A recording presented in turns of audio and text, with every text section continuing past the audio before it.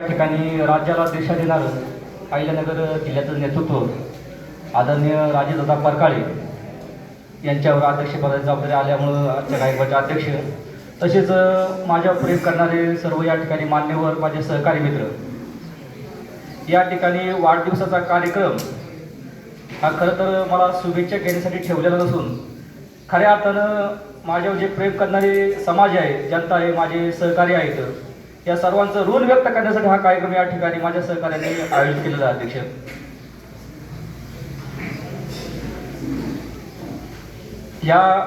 आज या स्टेजवर या कार्यक्रमापर्यंत पोहोचण्यामागं अनेक छोट्या मोठ्या माझ्या सहकार्यांचं, माझ्या कुटुंबाचं या ठिकाणी योगदान आहे. या सर्व योगदानातून या ठिकाणी मार्ग काढत पुढं जात असताना या वाढदिवसाचं कार्यक्रमाचं औचित्य साधून आपल्या सर्वांचा या ठिकाणी वेळ मी घेतला आणि आपल्या सर्वांचं खऱ्या अर्थाने ऋण व्यक्त करावं म्हणून या ठिकाणी मी आपल्यासमोर आता बोलण्यासाठी उभा आहे.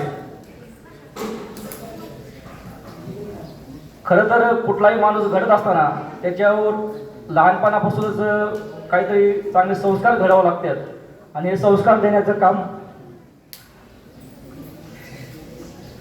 माझे काही नसते वडील, माझी आई, माझे सर्व घरातील परिवार, माझे नातेवाईक, माझे चुलते असतील, माझे चुलते असतील,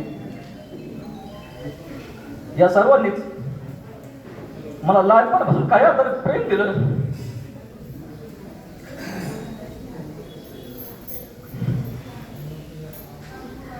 माझ्या कुटुंबातील या काही व्यक्तीनं आतापर्यंत मला कुठल्याच गोष्टीची कमी पडून दिली नाही, मला दुखावलं नाही.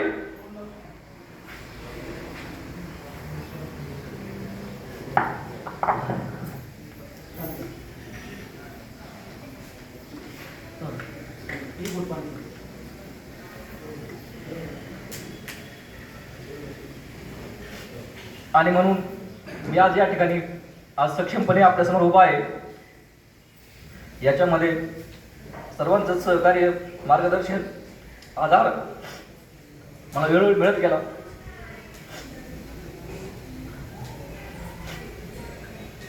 या ठिकाणी सार्वजनिक जीवनात काम करत असताना आताच माझ्या ताईने सांगितलं की घरची अडचण सर्वात मोठी असते. माझ्या लग्नाच्या अगोदरही माझी आई असेल, चुलते असतील, माझा भाऊ असेल, यांनी सर्वांनी घरची जबाबदारी व्यवस्थित पार पाडली आणि यामुळं मला त्या ठिकाणी बाहेर काम करायची संधी मिळाली. माझ्या लग्नानंतर माझ्या पत्नीने सक्षमपणे त्या ठिकाणी कुटुंब चालवलं आणि यामुळे समाजात मला समाजकार्य करण्यासाठी भरपूर असा वेळ आणि वाव त्या ठिकाणी मिळत गेला आणि यातून मी घडत गेलो. यामध्ये माझे गुरु असतील किंवा माझे सहकारी मित्र असतील, खरं तर माझ्या मित्रांना मी गुरु मानतो. माणूस हा त्याच्या मित्रावरून जास्त ओळखला जातो. माणसाचे मित्र कसे आहेत याच्यावरून त्या माणसाची किंमत ठरत असते. यामुळे मित्र निवडत असताना किंवा माझ्या नशिबाने जसं जसं माझं शालेय जीवन वाढत गेलं, मराठी शाळा असेल, हायस्कूल असेल, कॉलेज जीवन असेल, इंजिनिअरिंग असेल, सर्व क्षेत्रामध्ये किंवा सामाजिक जीवनामध्ये मला अतिशय चांगले मित्र मिळत गेले आणि या सर्व मित्रांच्या सहवासानं मी त्या ठिकाणी घडत गेलो, मोठा होत गेलो. म्हणून या सर्व मित्रांचं, माझ्या कुटुंबाचं, माझ्या परिवाराचं मी या ठिकाणी प्रथमतः ऋण या ठिकाणी वाढदिवसानिमित्त व्यक्त करतो. याचबरोबर श्रीगोंदा शहरात वास्तवाला आल्यानंतर संत शेख मोहम्मद महाराज यांच्या पावनभूमीमध्ये म्हणजे पिसोरे कांड सारख्या खेडेगावात, म्हणजे ज्या खेडेगावाचं नावही श्रीगोंदा तालुक्यातील प्रमुख लोकांना त्या ठिकाणी काही माहीत नाही किंवा सांगता येत नाही, आज अशा गावातून येऊन श्रीगोंदा शहरामध्ये काम करत असताना मला त्याकडे नाव मिळालं. त्या ठिकाणी माझं कर्तव्य मला सिद्ध करण्याचं मोका त्या ठिकाणी मिळाला. याबद्दल संत शेख मोहम्मद महाराजांना या ठिकाणी मी त्रिवार अभिवादन करतो. खरंच संत शेख मोहम्मद महाराज यांच्या पावनभूमीमध्ये मला त्या ठिकाणी सक्षमपणे उभारी दिली, नाव दिलं, नाव लौकिक दिला. यामध्ये माझं काम करत असताना अनेक अज्ञात हात, माझे अनेक सहकारी, अनेक उद्योजक मित्र माझ्या पाठीमागे खंबीरपणे उभे आहेत. म्हणून या सर्वांच्या जीवावर अध्यक्ष आज अहोरात्र मी संभाजी ब्रिगेडचं काम या ठिकाणी उभा करत आहे आज आपण पाहिलं मागच्या 3-4 महिन्यापासून 6 महिन्यापासून एवढी भयंकर परिस्थिती आहे. मी तर म्हणतो नोटाबंदी जेव्हापासून झाली तेव्हापासून ही परिस्थिती खालावत गेलेली आहे. आज मागच्या 5 दिवसापूर्वी घटना घडली, एका ठेकेदाराने आत्महत्या केली का त्याचं बिल मिळालं नाही म्हणून. मी सुद्धा त्याच व्यवसायामध्ये काम करत असल्यामुळे माझा अनुभव मोठा आहे. मागच्या 6 महिन्यापासून आमच्या व्यवसायातली परिस्थिती एवढी खराब आहे की आज अक्षरशः 1000 रुपये सुद्धा इकडे तिकडे होऊ शकत नाही अशी भयानक परिस्थिती निर्माण झालेली आहे. आणि अशा परिस्थितीमध्ये काम करत असताना मागच्या 6 महिन्यापासून माझा उद्योगधंदा सर्व बंद असताना माझे जे उद्योजक मित्र आहेत या सर्वांनी त्या ठिकाणी माझ्या पाठीशी खंबीरपणे उभे राहिले. आज रे भाऊ काय काळजी करू नको, आम्ही तुझ्या सोबत आहेत. या ठिकाणी ज्या लोकांनी मला कामात सहकार्य केलं त्या ठिकाणी काहींनी मला मटेरियलची मदत केली, पैशाची मदत केली. या लोकांनी ही मदत त्या ठिकाणी माझ्याकडे असतानाही परिस्थिती जाण ठेवून आज चालू खर्चाला देखील त्या ठिकाणी मला स्वतःहून काय पैसे लागतात का असे विचारतात.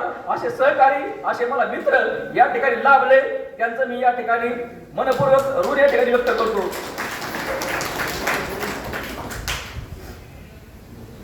याचबरोबर आजच्या कार्यक्रमाचं माझे सर्व समाज विभागाचे जे पदाधिकारी आहेत त्यांनी औचित्य साधून जे आयोजन आणि नियोजन केलं त्यांचं देखील मी माझ्या वतीनं मनपूर्वक आभार आणि ऋण या ठिकाणी व्यक्त करतो.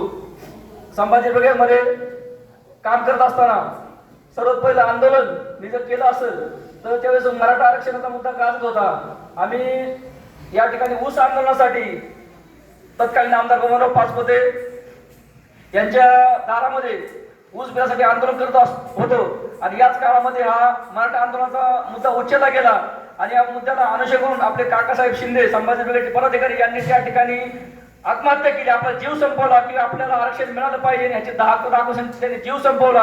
आणि याचा उद्रेक होत आम्ही त्या ठिकाणी धरणे आंदोलन तहसील कार्यालयामध्ये सुरू केलं. हे धरणे आंदोलन पुढे मोठं होत गेलं. त्या ठिकाणी रास्ता रोको करायचा निर्णय घेतला आणि मी माझ्या आयुष्यातलं पहिलं आंदोलन पोई फाटा पिसुरेकाठ या ठिकाणी रास्ता रोको केला आणि एवढा मला प्रचंड प्रतिसाद त्या ठिकाणी मिळाला. आणि हेच बळ पाठीशी माझ्या उभं राहिलं आणि भविष्यामध्ये आंदोलन करायचा त्या ठिकाणी मार्ग मी स्वीकारला. समाजाला न्याय मिळवून द्यायचा मार्ग मी स्वीकारला आणि या मार्गाने पुढे चालत गेलो. हे आंदोलन करत असताना पंचायत समिती असेल, तहसील कार्यालय असेल, नगरपालिका असेल, विविध प्रशासनामध्ये विविध प्रकारचे आंदोलन आम्ही करत गेलो. आणि हे आंदोलन करत असताना माझे सर्व जीवाचे सहकारी ठामपणे त्या ठिकाणी माझ्या पाठीमागे उभे राहिले. म्हणून ही आंदोलन सर्व यशस्वी झाली. त्या ठिकाणी समाजाला मला न्याय देता आला आणि म्हणून हा आजचा दिवस मला या ठिकाणी पाहता आला. याच्यामध्ये मला जे कमी जाणवले अध्यक्ष, माझे जीवाचे सहकारी मित्र दिलीपबाबा वाळूज आणि आजारी असल्यामुळे मागच्या 8 दिवस झालं ते नगरला ऍडमिट येतं. आज तुम्हाला सांगतो 70 गाठलेला माणूस एकाही आंदोलनामध्ये त्याने पाठिंबा राहत नाही. माझा फोन आला ना घरचा हातातला काप टाकून देतो माणूस व त्या ठिकाणी आंदोलन उभा राहतो. आज ते आजारी असल्यामुळे या ठिकाणी येऊ शकत नाही. खरं तर त्यांची कमी आज मला आजच्या दिवशी मला जाणवतंय. याचबरोबर माझे दिलीप शेठ लबडे सहकारी मित्र या ठिकाणी आहेत. कुठलंही आंदोलन असू दे, कितीही तीव्र आंदोलन असू द्या, आपले गुन्हे दाखल होतील किंवा समोर कोणी आमदार आहे, खासदार आहे, कशाची पर्वा न करता अध्यक्ष लोकसभेच्या निवडणुकीच्या वेळेस निर्णय झाला की खासदार सुजय विखे हे त्या ठिकाणी श्रीगोंदा तालुक्याला दिलेले जे आश्वासन होते ते कुठल्याही प्रकारचं आश्वासन पाळलं नाही आणि ते पुन्हा प्रचारामध्ये सक्रिय झाले. त्यांना श्रीगोंदा तालुक्यामध्ये, श्रीगोंदा शहरामध्ये सभा घेऊन द्यायची नाही, काळे झेंडे दाखवून त्यांची सभा उधळायची. हा ज्यावेळेस निर्णय झाला त्यावेळेस पहिला माझ्यासोबत सहकारी उभा राहिला माझा दिलीपराव लबडे आणि त्या ठिकाणी आम्ही दोघंच घुसलो. अजूनही तो व्हिडिओ खासदार लंके साहेबांच्या स्टेटस राष्ट्रपतीमध्ये आम्ही जाऊन सभा बंद पाडली आणि दाखवून दिलं की संभाजीनगरचे 2 मावळे असले तरी काही करू शकतात. असे माझे दिलीप शेठ लबडे माझ्या खांद्याला खांद्या देऊन 24 तास माझ्यासोबत त्या ठिकाणी लढायला तयार असतात. असे मावळे माझ्यासोबत आहेत. म्हणून आज राजकारणामध्ये, समाजकारणामध्ये या ठिकाणी मी काम करू शकतो. संभाजी ब्रिगेडचं नवीन संघटन पण उभं करत असताना माझ्या दुसऱ्यांना जेव्हा जबाबदारी मिळाली त्यावेळेस 4 माणसांच्या उपस्थितीमध्ये अध्यक्ष हरिदादा पडकाळे यांनी मला तालुकाधीशपदाची जबाबदारी दिली आणि हे काम करत असताना पुढे वाढवत असताना आज मी सांगतो जवळजवळ 150च्या आसपास आपली संभाजी ब्रिगेडची टीम या ठिकाणी उभी राहिलेली आहे. ही सर्व टीम जोडत असताना माझे सहकारी मित्र सद्दामबाई शेख विसापूरचे या ठिकाणी आपल्या समोर फेसबुक लाईव्ह करत आहेत. यांचं मला म्हणणं असतं फक्त सांगा आपल्याला काय काम करायचंय. ते विचार करत नाही की हे समाजकारण आहे की हे राजकारण आहे की मी काही व्यक्तीमध्ये काम सांगतो. फक्त तुम्ही काम सांगा, आमचा तुमचा विश्वास आहे आणि त्या ठिकाणी तुम्हाला हजर राहतो. अशा माझ्या सर्व जीवाच्या सहकार्यांचं मी देखील या ठिकाणी ऋण व्यक्त करतो. या ठिकाणी बापूसाहेब जगताप या ठिकाणी उपस्थित आहेत. माणूस हा 3च बंद झाला, संभाजीमध्ये सक्रिय झाला. पण एवढं मोठं काम त्यांनी संभाजीनगरचं उभं केलं कुणाच्या मदतीशिवाय. म्हणजे श्रीगोंदा तालुक्याच्या इतिहासामध्ये नव्हे तर पुणे जिल्ह्याच्या इतिहासामध्ये श्रीगोंदा काष्टी मांडवल फरवडा अशी बस आतापर्यंत कधी गेली नव्हती. मध्ये काष्टी गाव लागतं, काष्टी गावचा सरपंच हा प्रदेशचा उपाध्यक्ष आहे शिवसेनेचा, तालुक्याचा विद्यमान आमदार हा काष्टी गावचा आहे. आणि असं सर्व असताना श्रीगोंदा काष्टी मांडवल फरवडा ही बस धावते. आणि ती कोण सुरू करतं तर संभाजी ब्रिगेडचा एक मावळा त्या ठिकाणी काष्टी गावामध्ये बस चालू करतो, तिचं उद्घाटन करतो. याचा मला अभिमान वाटतो आणि म्हणून मला हे काम करत असतो त्या ठिकाणी पुढे प्रेरणा मिळते आणि पुढे काम करत असतो. असे जीवाचे सहकारी माझा सुयोग दस आता घरी गेला वाटतं अतिशय तळमळीनं. या ठिकाणी माझा तो कॉलेजचा मित्र आहे, पण ही मित्रत्वाची भावना मागे टाकून एक जीवाचा सहकारी, एक खरा कार्यकर्ता, सच्चा कार्यकर्ता म्हणून माझ्या पाठीशी उभा राहतो. आणि म्हणून मला हे कार्य करायचं बळ मिळतं. या सर्व सहकार्यांचं माझं सर्व सहकारी या ठिकाणी पांडुरंग कुरे साहेब असतील, त्याचे वडील असतील, म्हणजे बाप लेकर दोघंही या ठिकाणी आमच्या सोबत खांद्याला खांदा लावून या ठिकाणी उभे आहेत. माझे जुने सहकारी राजेंद्र राऊसाहेब असतील, सर्वच नाव घेण्यासारखी माझे मित्र आहेत. ही मांडोळे कंपनी असेल, या ठिकाणचे घोगरे मामा असतील, अतिशय वयस्कर माणसं आहेत आणि 10 वर्षाला संभाजी ब्रिगेड संघटनेमध्ये काम करत आहेत. मला सिनियर आहेत अध्यक्ष, जवळजवळ माझी जी टीम आहे 70-75% लोक मला सिनियर आहेत. परंतु त्या ठिकाणी माझा तालुका अध्यक्ष म्हणून त्या ठिकाणी आदर करतात. त्या ठिकाणी मी कुठलाही क्षेत्र टाकत त्या ठिकाणी नाही म्हणत नाही आणि माझ्या पुढे 2 पावलं त्या ठिकाणी काम करायला येतात. म्हणून आज परिसरामध्ये आमच्या संभाजी ब्रिगेडची पकड आहे. म्हणून संभाजी ब्रिगेडचा दरारा या ठिकाणी श्रीगोंदा तालुक्यात वाढत आहे, संभाजी ब्रिगेडचं काम वाढत आहे. म्हणून या सर्वांचं मी या ठिकाणी अभिनंदन आणि आभार माझ्या वाटचालीतून व्यक्त करतो. या ठिकाणी संभाजी ब्रिगेडमध्ये काम करत असताना आपल्या माझे सर्व सहकारी मित्र इतर पक्षातही भरपूर आहेत, कुंडे साहेब, ते मला हळूच सांगतात अध्यक्ष असा प्रश्न आहे आणि तुम्हाला आंदोलन करावं लागेल, बरोबर आहे नाही? म्हणलं तुम्ही करा की तुम्ही पक्षाचे पदाधिकारी आहे, तुमचं सरकार आहे. नाही म्हणलं आम्ही आंदोलन केलं अडचण होती, संभाजी ब्रिगेडनेच केलं पाहिजे. हे असेही सहकारी मित्र आहेत की आपले की संभाजी ब्रिगेड त्यांना माहिती आहे की काम संभाजी ब्रिगेड करू शकतो. सत्तेतला पक्ष असला, सत्तेतला पदाधिकारी त्या ठिकाणी असला तरी तो काम करू शकत नाही. की भावना संभाजी ब्रिगेडच्या बाबत या ठिकाणी लोकांच्या मनात निर्माण झालेली आहे. श्रीगोंदा तालुक्यातील विविध प्रश्नांवरती मागच्या आठवड्यामध्ये आम्ही त्या ठिकाणी लक्षवेध आंदोलन केलं, पंचायत समितीत लक्षवेध आंदोलन केलं. यामध्ये श्रीगोंदा तालुक्यातले मूलभूत प्रश्न होते की मोकाट श्रीगोंदा तालुक्यात भरपूर झालेले आहेत. लहान लहान मुळे त्या ठिकाणी शाळा कॉलेजला जात असताना त्या ठिकाणी त्यांची तक्रार लागते आणि त्यांचं त्या ठिकाणी बळी जाऊ शकतो. म्हातारे कोतारे माणसं रस्त्यावर फिरत असताना कुत्र्यांचं टोळकं 20-20, 25-25, 30 कुत्र्यांचं टोळकं त्या ठिकाणी त्यांना गाठून त्यांच्या हल्ला करतो. माझा एका लहान मुलाचा व्हिडिओ आपण सोशल मीडियात पाहत होतो, कशा पद्धतीने ते चावा घेत होते लहान मुलाचा. म्हणून याचा बंदोबस्त करा म्हणून आम्ही पंचायत समितीमध्ये त्या ठिकाणी आंदोलन उभं केलं. आपण जो श्रीगोंदा शहराला लागून बायपास आहे, त्या बायपासची एवढी भयान परिस्थिती झालेली आहे. नाव सरस्वती आहे पण तिची एवढी भयान परिस्थिती झाली की तिचं नाव बदलावं लागतं अशी परिस्थिती झाली. श्रीगोंदा शहरातला कार्यालयातला असेल, हॉटेलचा असेल, सलूनचा असेल, सर्व प्रकारचा कचरा त्या ठिकाणी लोक टाकतात आणि त्या ठिकाणी ह्या कचऱ्यामुळे अनेक ठिकाणी मेलेले प्राणी सुद्धा लोक त्या ठिकाणी गोळून आणून टाकतात. एवढे मोठे प्रमाणात दुर्गंधी, डास, मच्छर आणि ह्या सर्वांमुळे त्या ठिकाणी मोकाट फिरणारे कुत्र्यांचे थवे त्या ठिकाणी जमतात. त्या रस्त्याला लागून त्या ठिकाणी 2 शाळा कॉलेज त्या ठिकाणी चालतात आणि ह्या शाळा कॉलेज जाणारे शहरातले मुलं पायी त्या रस्त्याने जातात किंवा बसचा वेट करतात, त्यांच्या जीवनात धोका आहे. म्हणून त्या ठिकाणी तारतम्य कोण करावं असं त्या ठिकाणी संभाजी ब्रिगेडने मागणी केली आणि ती मागणी प्रशासनाने मंजूर केली. काम सुरू झालंय. या ठिकाणी माझे सोनिया गांधी कॉलेज आहे बाजूला, त्यांच्या कॉलेजच्या बाजून अलीकडचं नागावडे इंग्लिश मिडियम स्कूल आहे छोट्या छोट्या मुलांचं. श्रीगोंद्यातल्या 4-5 ठिकाणच्या गटर लाईन आणून तिथं सोडल्यात उघड्यावर. शहरातून बंदिस्त आणल्यात आणि कॉलेजच्या बाजूला उघड्यावर सोडल्यात. मी सांगतो जर 5 फूट रुंदी असेल, त्याची 6 फूट खोली असेल आणि वाटतं 20-25 फूट लांबी असेल, असा उघडावर त्या ठिकाणी वाहतोय. त्या संस्थेचे अध्यक्ष स्वतः नगरपालिकेमध्ये 4 वेळा जाऊन त्या ठिकाणी आलं, त्याचा बंदोबस्त करा म्हणून त्याचं काम झालं नाही. ते 5 प्रिन्सिपल आमचे मित्र आहेत, त्यांनी सांगितलं अशी अडचणी शांभाव काय मदत करता येईल का? आम्ही तर नगरपालिका इंजिनियर काढून धरून त्या ठिकाणी नेला, त्याला उचलून हे टाकतो फक्त जिवंत बाहेर माघारी म्हणलं आम्ही काहीच काम सांगणार नाही. तर मला 8 कसं काय जिवंत बाहेर मला किती खोले ते वाहतोय, मला मरून जाईल. मला तुला तुझ्या जीवाची काळजी म्हणलं. आमचे लहान लहान लेकरं त्या ठिकाणी शाळेत जातात, कॉलेज जातात. म्हणलं पुढे त्यातल्या एखाद्या पोरगं त्यात गेलं तर काय होईल? त्या ठिकाणी अध्यक्ष त्याची दखल घेतली. 2 तासामध्ये इस्टिमेट तयार केलं. 20 लाख रुपयाचं कामाला त्या ठिकाणी मंजुरी मिळाली. अशा पद्धतीने संभाजी ब्रिगेड या शहरामध्ये काम करते. म्हणून आम्हाला संभाजी ब्रिगेड या ठिकाणी मावळ्याला जुळत गेलाय. आज सुशिक्षित लोक, डॉक्टर असेल, इंजिनियर असेल, वकील असेल, असे लोक या ठिकाणी आमच्या कार्याची दखल घेऊन या ठिकाणी आम्हाला जोडली जातात आणि संभाजी ब्रिगेड या ठिकाणी मोठं होतं. ही काम माझं एकट्याच राहील, माझ्या सर्व सहकार्यांचं या ठिकाणी काम आहे.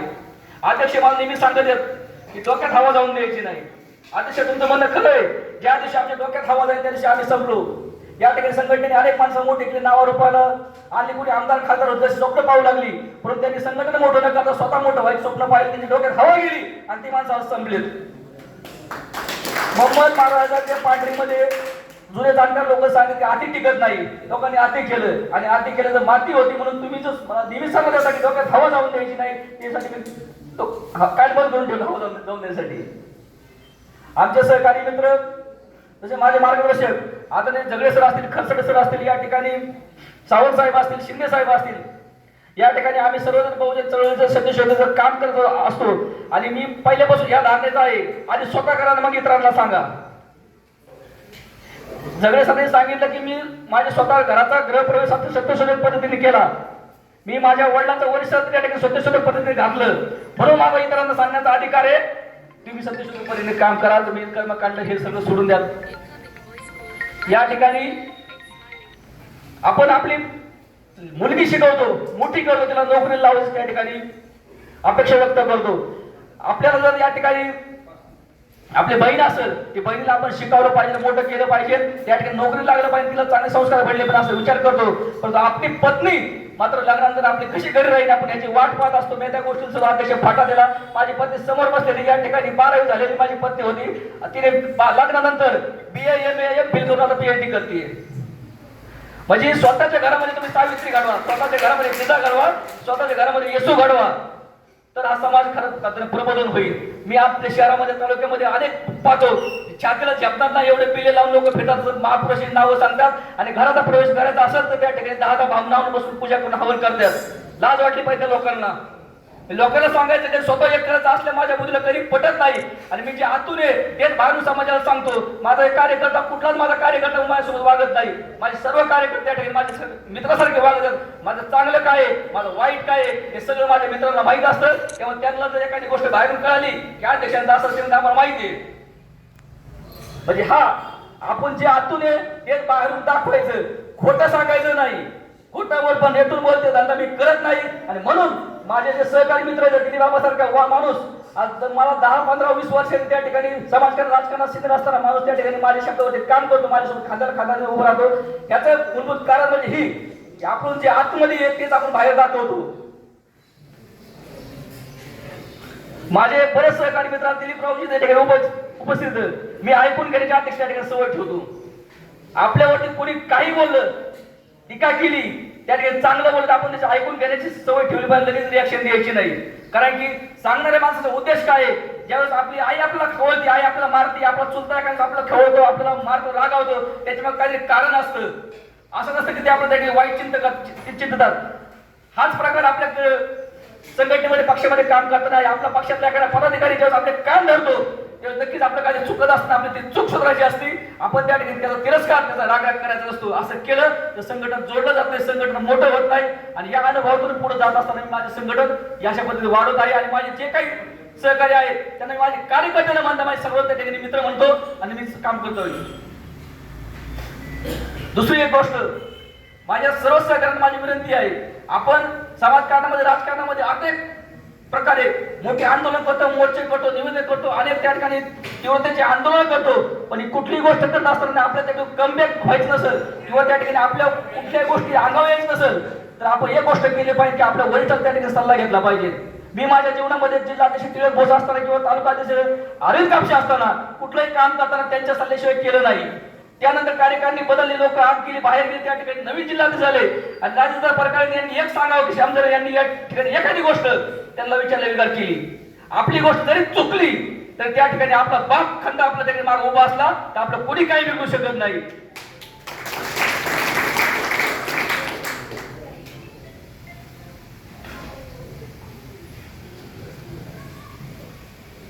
संभाजी ब्रिगेडची श्रीगोंदा तालुक्यामध्ये एक नवीन ओळख झालेली आहे.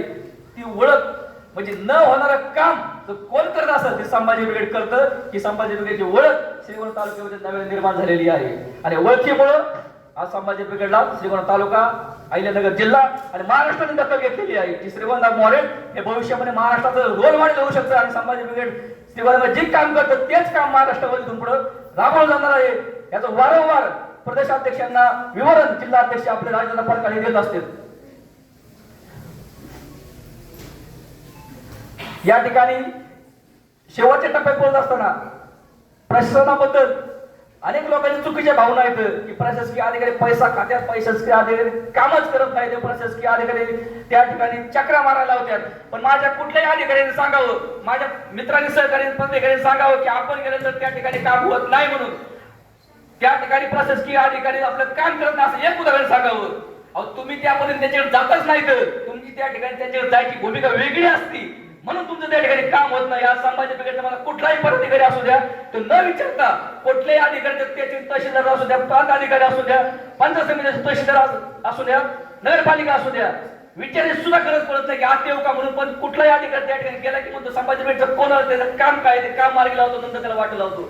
ही संभाजी ब्रिगेडची ओळख आम्ही वेगवेगळी या ठिकाणी तयार केलेली आहे आणि सर्व प्रशासन त्या ठिकाणी संभाजी ब्रिगेडची दखल घेऊन अतिशय चांगल्या प्रकारे आम्हाला सहकार्य करतं.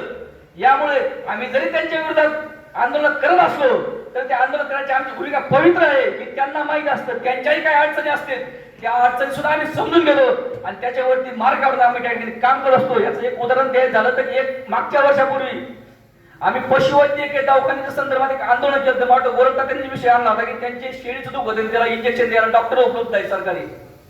आम्ही याच्यामुळे सर्व सरकारी डॉक्टरची माहिती मागवल्या.